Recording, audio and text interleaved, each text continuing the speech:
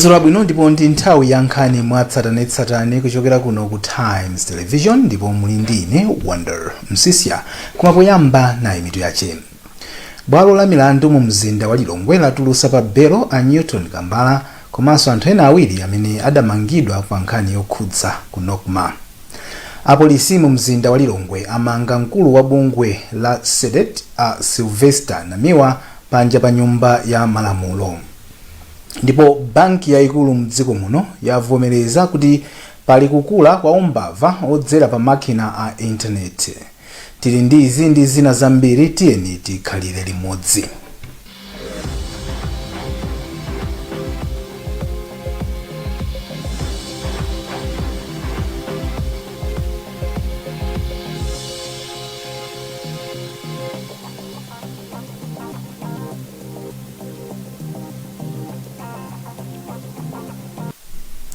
Bwalo la milandu mu mzinda wa Lilongwe lachitatu latulutsa pa belo nduna ya zamphamvu a Newton Kambala, mulangizi wa mtsogoleri wa dziko lino a Christian Mabanda komanso mtsogoleri wa chipani cha Afford a Enoch Chihana.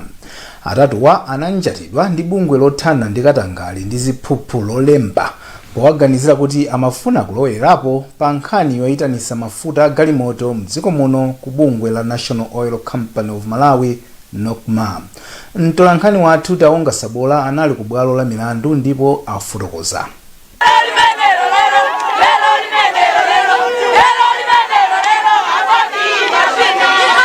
Kunali chisangalalo cha nanu ku bwalo la milandu mu mzinda wa Lilongwe pamene oweruza milandu a Florence Nsekandiana anapereka belo kwa Kambala, Achayima komanso Achihana. Mwazina atatuwa atsegulira mulandu ochita upo ofuna kusokoneza munthu ogwira ntchito mboma kuti asagwire ntchito yake moyenera. Malingana ndi zikalata za bwalo, atatuwa kumapeto a chaka chatha ankafuna kunyengerera wachiwiri kwa mkulu wa bungwe la Nokma a Helen Buluma kuti akondere kampani za Orex, Fineje komanso Trafigura popereka makontrakt a kampani zoti zibwesa mafuta mdziko muno. Mkulu wa Anti-Corruption Bureau a Martha Chizuma anauza bwaloli kuti SCB ndiyokonzeka kupitirira ndi mulanduwu. Koma Chizuma anapempha bwaloli kuti liyapase sabata imodzi asanabweze mafoni komanso malaptop a anthu oganiziridwawa. Akoti anatipatsa soda yomwe tinalanda mafoni, malaptop ndi zina zotero. Ndiye ife ya bureau tili ngati kupanga analyze information ili pamene kukoyo. Tikamaliza kupanga analyze tipereka ndipo tanena kunena kuti pa masiku 7 amene akubwera watikoita maliza kuti apatse. Naye woyimira Kambala pa mulanduwu a George Mwale ali mbali yawo ndiyokonzeka ndi mulanduwu. Palima zinthu zina ndi zina maumboni omwe akuyimira akufuna kugwiritsa ntchito aku SCB akuyenera atipase kuti nafeso tikonzekere kesi. Ndeme anena kuti atipasa masiku 21 asanati. Akambala, Achihana komanso Achayima Banda anamangidwa ndi Anti-Corruption Bureau lolemba powaganizira kuti adalowererapo pa nkhani yoyitanitsa mafuta a galimoto mdziko muno yomwe imayenera kugwiridwa ndi bungwe la National Oil Company of Malawi Nokma.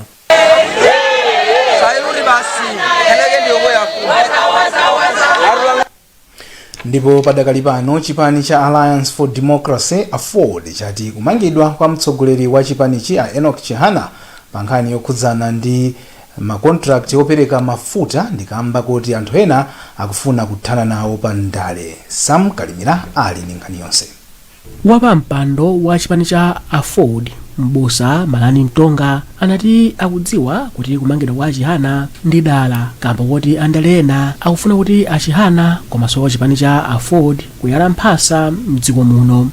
Mtonga anena kuti chipani cha Afford chikudziwa kunena kuti zipani zina sizikusangalala kuona Achihana alikalikiriki kukonza chipanichi kumadera akumidzi pokonzekera chisankho cha mu 2025.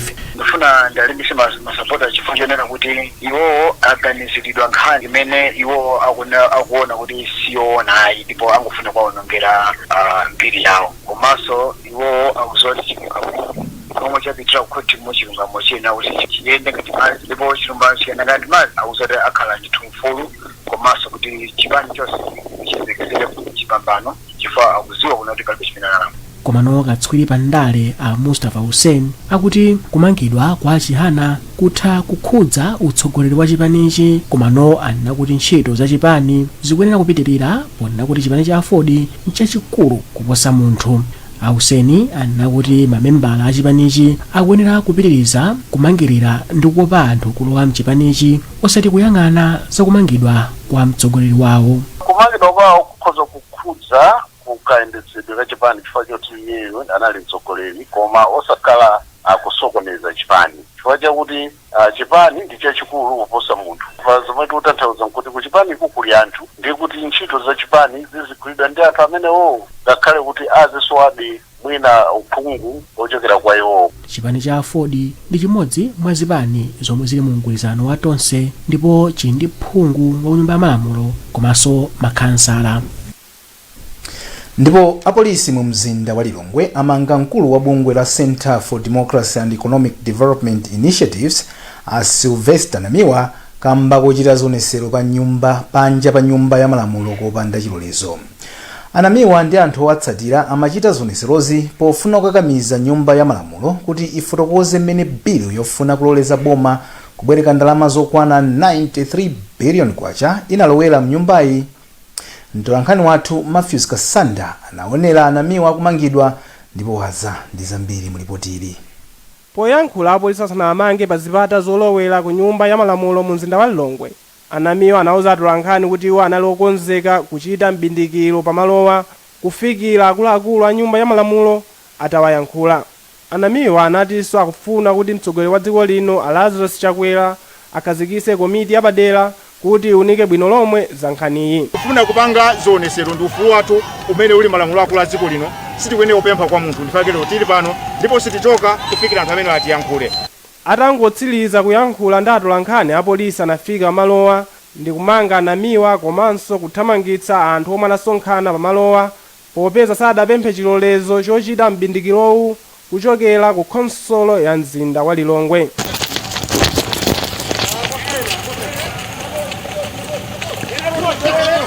Mneneri wa apolisi James Kadadzela watsindika kuti apolisi amanga mkulu wa bungwe la CDDU kamba kuti adalibe chilolezo. Anamiwa amangidwa chifukwa chakuti anaphwanya malamulo makamaka tikapita ku police act anaphwanya malamulo auzidwa chochita iwo sanafuna kutsatira zimenezo mwa iwo okha apanga zimene amaganiza iwo. Malipoti akusonyeza kuti bilu yololeza boma kubwereka ndalama idalowa mu nyumba ya malamulo motsatira ndondomeko zonse ndi cholinga choti aphungu ayikambirane mu Julayi chaka chino. Anthu pafupifupi 23,000 ochepekedwa akuvutika kupeza chigamulo ku mabwalo a milandu kamba kakuti bungwe loyimira mlandu anthu ochepekedwa la Legal Aid Bureau lusowa ndalama zokwanira. Ofesi iyi yati anthu okwana 23,000 akuyenera kulandira thandizo kuchokera kwa oyimira milandu okwana 25 zimene zikusonyeza kuti munthu mmodzi woyimira mlandu akuthandiza anthu pafupifupi 700. Wezi Gausi ali ndi nkhani yonse. Mkulu wa Legal Aid Bureau Masauko Chankakala wayankhula izi lachitatu mu mzinda wa Lilongwe pamene amaonekera ku komiti ya ku nyumba ya malamulo ya Public Accounts. Iwo ati ofesi yawo ikuvutika chifukwa alibe zipangizo zokwanira. Achankakala mwachitsanzo anena kuti mu ndondomeko ya chuma ya 2021-2022 iwo anapempha kuti apatsidwe ndalama zokwana 2 billion kwacha, koma unduna wa zachuma unawapasa ndalama zokwana 674 million kwacha. Ndalama zimene aboma atiikira kuti tigwiritse ntchito chaka chimenechi zokwana 674 million. Ife imene timapempha kuboma poyambirira kuti tinapempha 2 billion. Ndiye mukhoza kuona nokha kuti ndalama ndithu ndiyochepa kusiyana ndi zimene timayembekezera kuti tigwirire ntchito chaka chimenechi. Pakadali pano wapampando wa komiti ya ku nyumba ya malamulo ya Public Accounts Shadrack Namalomba ati zimene adandaula ofesi iyi ndizomvetsetseka. Ndipo mfumu ya mzinda wa Mzuzu akondwani Brian Nyansulu alembera kalata mlembi wamkulu wa bungwe la anthu ogwira ntchito ku khonsolo ya Mzuzu a Hudson Mnyenyembe kuti awalipire 10 million kwacha komanso kupepesa powanyazitsira mbiri. Mukalata yomwe Times yapeza ndipo walemba ndi woyimira mfumuyi ku bwalo la milandu a Edgar Kachere, Mnyenyembe akuti adayankhula kudzera pa makina internet pa tsamba la mchezo kuti anyasulu aumanga nyumba yomwe sakwanisa kumaliza pokhapokha achite katangale ndi ndalama za boma. Sam Kalimira wadza ndi ripoti ili. Kalatayi yomwe ikupereka masiku awiri kuti anyenyembe ayankhe ikunena kuti zomwe adayankhula anyenyembe ndi zonyazitsa dzina la anyasulu komanso ndi zabodza ndipo ndi zoyipitsa mbiri ya mfumu ya mzinda wa Nzuzu. Anyasulu anavomereza kunena kuti anauza owayimirira kubwalo la milandu kuti awalembere amnyenyembe komano anakana kuyankhapo zambiri pa nkhani. Titafunsa anyenyembe anena kuti ndi odabwa kunena kuti mfumu ya mzinda wa Nzuzu ikufuna kuwatengera kubwalo la milandu mwayi wokha ngati munthu osati ngati mlembi wa anthu ogwira ntchito ku khonsolo ya Nzuzu. Komano poyankhula mwapadera mtsogoleri wa anthu ogwira ntchito ku khonsolo ya Nzuzu Ataipen Kamanga anena kuti mamembala a anthu ogwira ntchito ku khonsolo ya Nzuzu ndi okwiya ndi zomwe achita mfumu ya mzindawu ndipo anena kuti ndi zokhumudwitsa kunena kuti izi zikuchitika pomwe akuluakulu akunduna wa zaboma ang'ono anabwera kudzathetsa kusagwirizana pakati pa mfumu ya mzinda wa Nzuzu ndi anthu ogwira ku khonsolo ya Nzuzu. Ife timamenyera nkhondo yonena kuti anyasulu gomezani asachoke pa Mzuzu City Council. Ndiye ngati osanachilandire tikudabwa kunena kuti kunabwera ma delegation amene ndi alendo kuchokera ku local government anapita ndi chithunzi chabwino after takambirana nthawi yayitali kunena kuti nkhani zatha tiyambe kugwira ntchito limodzi zonsezo zatane zatha iwa kupita ku court. Ndefa union tadabwa kwambiri kutero koko zinthu sizili bwino mende kuyankhulira papa ngati president wa workers union. Anyasulu adalemba kalata ku nduna wa zaboma ang'ono kupempha kunena kuti ndunawu uchotse mkulu wa khonsolo ya Nzuzu agomezani Nyasulu komano atakambirana kalatayi sinagwirenso ntchito. Mukuonera nkhani mwatsatanetsatane pano pa Times Television TTV komanso Times 360 Malawi Facebook page zambiri zikatha izi.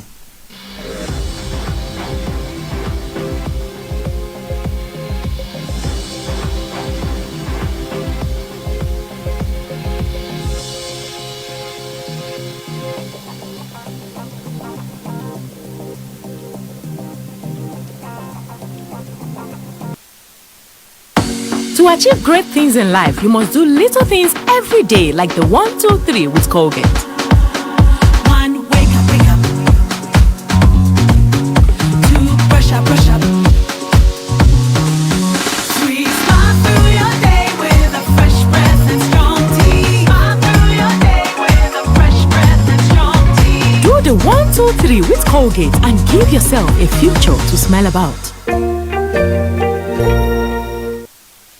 UNICAF University celebrates the success of 222 students from 49 different countries who have graduated after completing their bachelor's and master's degrees online. Studying with the UNICAF University was for me, during those 2 past years, the biggest opportunity to grow. My immediate experience has been obtaining a much better job. Studying online, I was able to complete my assignments without compromising my career. It's a space that was convenient in terms of learning, that had highly professional tutoring and high standard learning content. The great platform they provided for me enabled me to study even when working. I made it, yes I did, and I encourage Liberian professionals to take advantage and get on board UNICAF.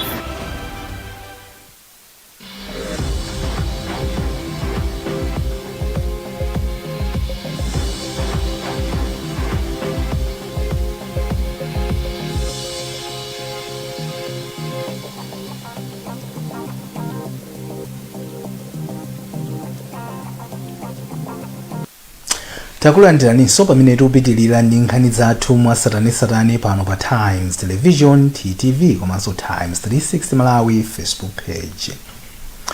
Banki yaikulu mdziko muno yavomereza kuti pali kukula kwa umbava odzera kutumiza kapena kutenga ndalama kudzera pa makina a intaneti.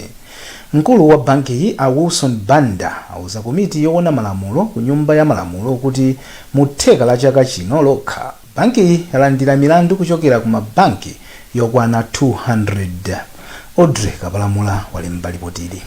Mkulu wa banki yaikulu mdziko muno banda ndi ogwira ntchito ena anakumana ndi komiti yoona za malamulo kuti akafotokoze zambiri zokhudza malamulo oyang'anira ntchito zotumiza ndi kulandira ndalama kudzera pa makina a intaneti. Abanda anati kupatula m'mabanki umbava ukuchitikanso kudzera m'malonda ndi lamya za m'manja. Iwo ati akukhulupirira kuti amalawi ambiri akukumana ndi vutoli chifukwa chosowa upangiri oyenera. Banki iyi yatinso kampani ina ya zalamya ya m'manja idati ikuganizira kuti mchitidwe obera anthu ukuchokera kwambiri mndende za dziko muno. Komabe iwo ati banki iyi pakadali pano ikufuna kubweretsa bilu yomwe ipereke mphamvu kwa mlembi wamkulu oona za mabungwe oona za ndalama kuti biluyi ithe kuteteza anthu ogwiritsa ntchito njira ya makina ya intaneti potumiza ndi kulandira ndalama. Wapampando wa komiti yoona za malamulo ku nyumba ya malamulo apita dimba ati komiti yawo ndiyokonzeka kudzawunikira biluyi ikadzafika ku nyumbayi. Bilu ikabwera ifeyo tizayang'ana bwinobwino monga mwandondomeko yake komanso kuzakatsimikizira kuti tizayisapota chifukwa cholinga chake ndione kuti amalawi amene nthawi zina kumaberedwa chifukwa chogwiritsa ntchito ma platforms amenewa atetezedwe ku mbava zosiyanasiyana. Malamulo ena omwe amayang'anira za ntchito zotumiza ndi kulandira ndalama kudzera pa makina a intaneti ndiuphatikizapo lamulo loona zachuma komanso lamulo loona za milandu yokhudza zachuma. Bungwe la Girls Empowerment Network Malawi lati achinyamata amene amatsata bwino zokhuza nkhani za manja ana komanso nkhanza kwa ana ndamene angakwanise kulimbana bwino ndi nkhanzazi. Wothandizira kuyendesa ma project a bungweli a Priska Mondolosi ndi wanena izi kwa mfumu yayikulu Kawinga mboma la Machinga pamene amapereka ma certificate kwa achinyamata amene adawaphunzitsa kuti akathandizenso achinyamata ndi asungwana umidzi kukhala ndi khalidwe labwino. Bungweli lili pa project imene ikulimbana ndi manja ana. Amondolosi afotokoza zambiri.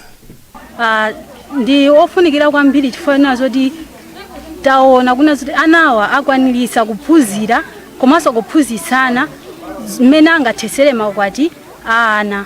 Ne tikaona kuti ndichofunikira chifukwa anawa athandizika komanso afikira pa mlingo oyenerera kuti chinthucho akuziwa mmene angathesere makwati ana. Chifukwa chimene tinakhazikisa maphunziro amenewa ndicho nazo kuti tinali ndi dimona zino zoti anawa tidapanga train akafikiranso ana ena ndipo akhala ana amozi amene akafikire gulu lambiri kuthesa makwati ana. Ajangi achimenya amene ndi mkulu woona za chitetezo cha ana kwa mfumu yayikulu Kawinga mbomali adathokoza bungweli kamba kolowelerapo pa vuto la manja ana. Ntchito yokhuzana ndi kuteteza wana pa nkhanza zokhuzana mbanja ndizona kuti padakali panopo pali kusintha potengera ndi munthawi imene zaka ziwiri zitatu zapitazi chifukwa chona kuti tili ndi magulu azinzathu amene ali mabungwe amene akutithandizira kuti panga support njira zosiyanasiyana kuti ana athu akhale otetezeka. Ife chiyembekezero chathu nchona kuti monga ngati ineyo ngati child protection worker ntchito iphweka kapena kuti ichepa chifukwa chona kuti iwowo alandira upangiri umene ukakathandizire kapena kuti umene kutithandizire ifeyo kuno kudera kutetezera ana athu kapena kuti asikana athu amene akukumana ndi mchitidwe wotani wokwatiwisidwa adakali ana ang'onoang'ono. Nkhani zathu ndi zomwezi koma tisadasiyane na mitu yache. Bwalo la milandu mu mzinda wa Lilongwe latulutsa pa belo a Newton Kambala komanso anthu ena awiri amene adamangidwa pa nkhani yokhudza ku Nokma. Apolisi mu mzinda wa Lilongwe amanga Sylvester Namiwa. Ndipo banki yayikulu mdziko muno yavomereza kuti pali kukula kwa umbava odzera pa makina a intaneti. Kumbukirani kuti mutha kupeza nkhanizi ndi zina zambiri pa makina a intaneti pa www.times.mw, pa Facebook pa tsamba la Times 360 Malawi komanso pa Twitter @Times 360 Malawi. Chonde sambani m'manja pafupipafupi, khalani motalikana ndi anzanu komanso valani mamaski nthawi zonse kuti mudziteteze ku COVID-19. Munali ndine Wonder Msisia, ndikufunirani usiku wopambana nonse. Pitirizani kuonera maprogramu otsatira pompano pa Times Television, TTV. Goodbye.